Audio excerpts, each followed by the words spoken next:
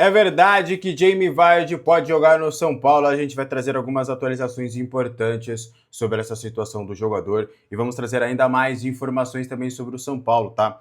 Vou falar sobre algumas peças que o São Paulo ainda trabalha para sair. Vamos trazer números, situação do técnico Dorival Júnior. Será que ele vai cair ou ele pode realmente acabar pedindo as contas? A gente vai falar bastante sobre essas e outras informações aqui no vídeo de hoje. Lembrando só mais uma vez, este vídeo é um oferecimento da apoiadora do nosso canal, a Minimal Club. Estou mais uma vez, olha esta blusa aqui da Minimal Club. É impecável, ótimo caimento, algodão egípcio, durabilidade muito boa e o caimento no corpo é fantástico. Na Minimal Club tem roupas de treino para você sair, para você também para trabalhar, reunião de trabalho. A qualidade é alta. E aí, para isso, você pode usar o cupom Alexander para você ter até 27% de desconto. Vou deixar também no link do comentário fixado uma promoção muito bacana.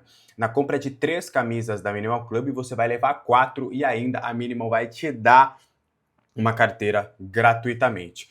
É a promoção que você não pode perder, então não perca agora essa oportunidade. O QR Code está na tela e eu vou deixar o link no comentário fixado. Fechou? Bora lá então falar de São Paulo Futebol Clube?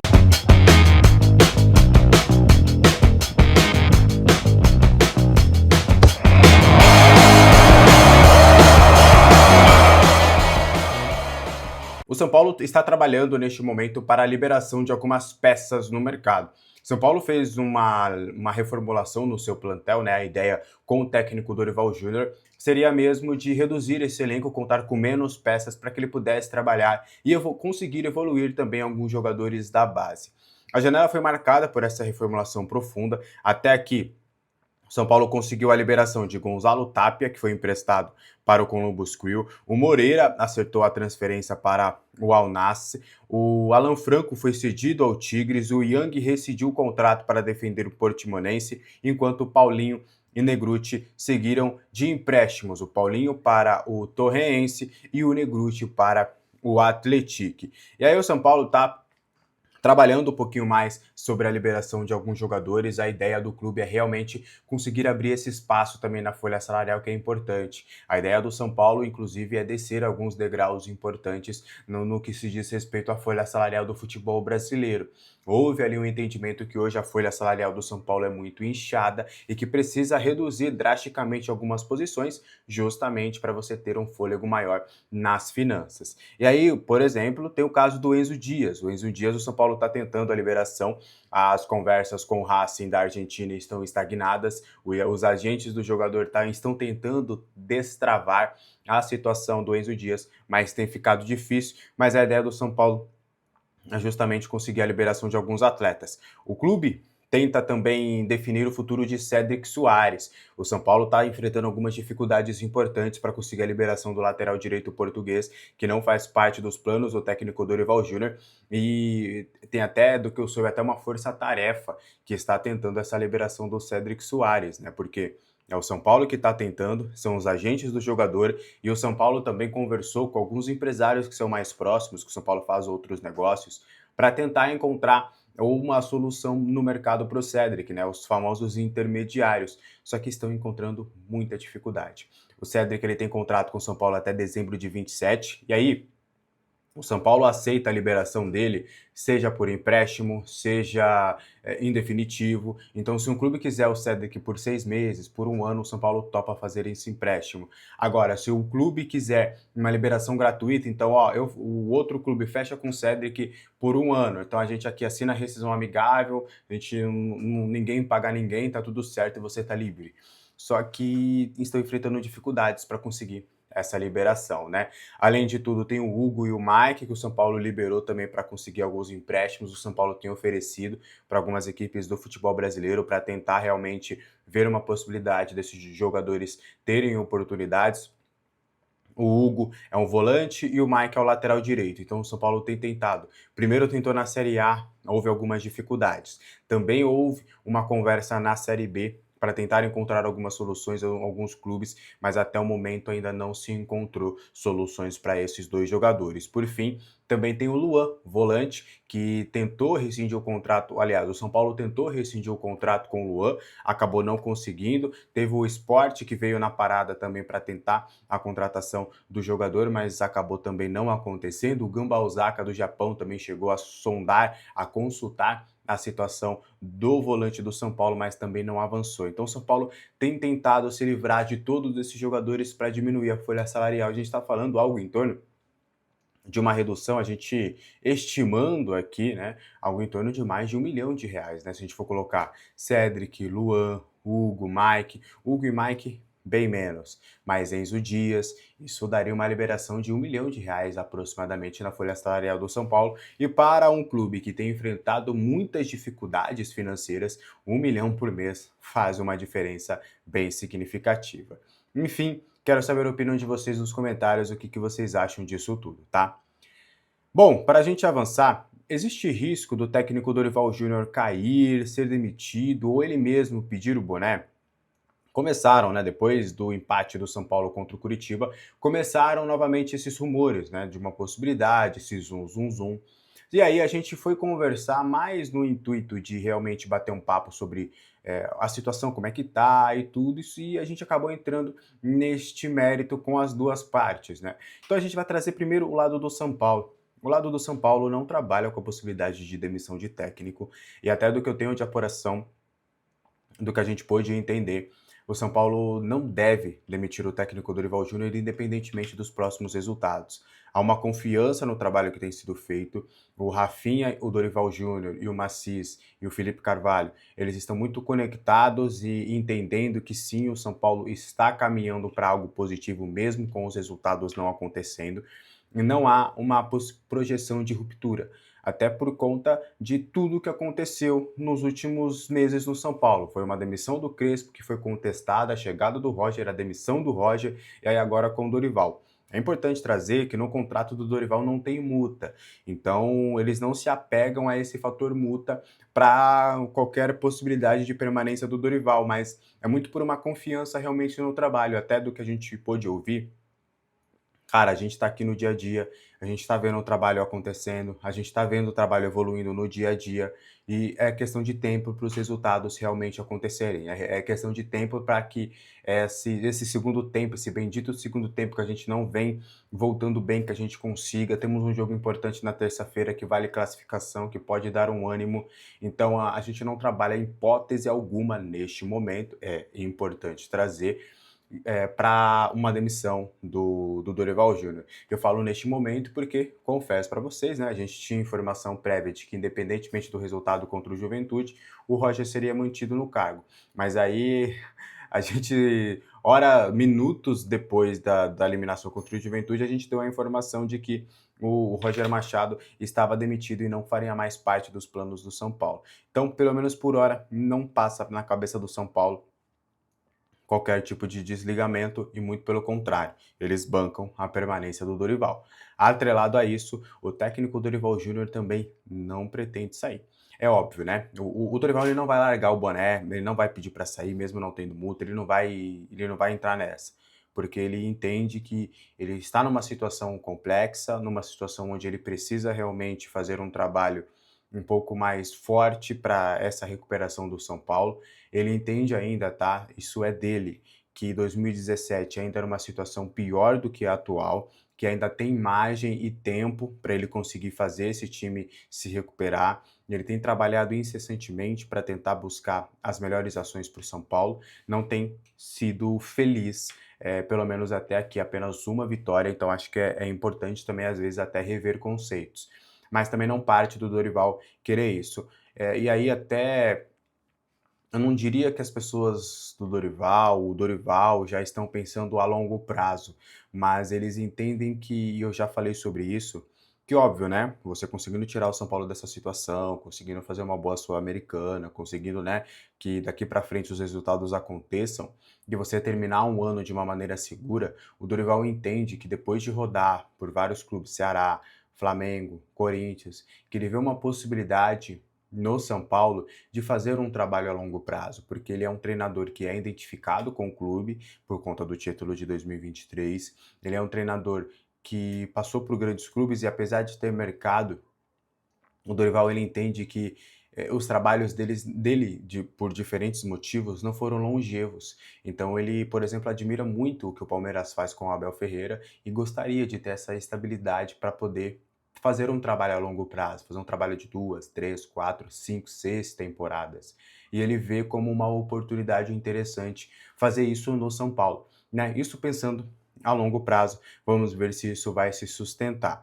Agora, ele vai precisar melhorar alguns números que a gente vai trazer agora para vocês. Os técnicos do São Paulo que tiveram menos vitórias nos 9 primeiros jogos em uma passagem. Informação do meu amigo Alexandre Guesbrecht. O Dorival se tornou o técnico com a pior campanha nas 9 primeiras rodadas à frente do São Paulo em toda a sua história.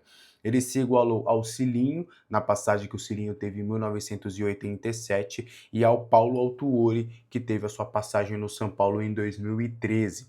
Esses três treinadores durante esse período, e engraçado, né?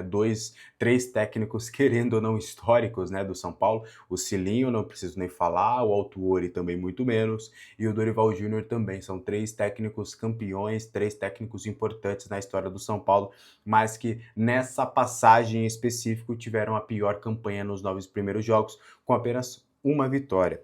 Depois na lista tem o Friedrich, com 1936, tem o Leônidas em 1951, o Diedê em 1968, o Vail Mota em 1972, o Poi em 1973 e o Mário Sérgio em 1998. Rapaz, que fase que tá o São Paulo Futebol Clube. Maiores sequências também do São Paulo sem vitória em uma mesma edição do Campeonato Brasileiro. Com um empate contra o Curitiba, o São Paulo agora chegou à sua segunda pior campanha, colocando, né, nessa mesma edição do Campeonato Brasileiro em jogos sem vitória. Em 2013 foi algo surreal. Muita gente fala de 2017, mas a campanha de 2013 também foi tenebrosa. Em 2013, o São Paulo chegou a ficar 12 jogos sem conquistar uma mísera vitória. Essa é a pior sequência do São Paulo na história do Campeonato Brasileiro, juntando apenas uma edição. E aí agora, além de 9 jogos em 2011, 9 jogos em 2017, 9 jogos em 2021, agora em 2026 a gente chega aí a essa marca de 9 jogos do Campeonato Brasileiro sem vitória. A última vitória do São Paulo foi em abril. Será que não está faltando um senso de urgência para a gente entender que o Campeonato Brasileiro do São Paulo é ruim e precisa de um senso de urgência?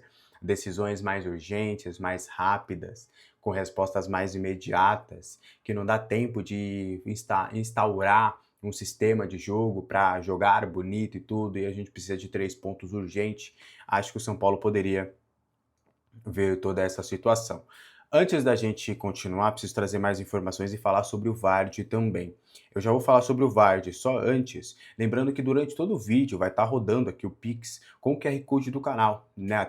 Obrigado até pelas mensagens no vídeo de domingo, que foi um vídeo de desabafo ali depois do jogo contra o Coritiba, né, que eu fiz um desabafo, e eu falei, né, pô, não vai ter merchan, não vai ter Pix hoje porque por conta do momento, mas várias pessoas mandaram mensagem, não, Alex, faz o merchan sim, faz o Pix, é o seu trabalho, a gente admira, não tem problema.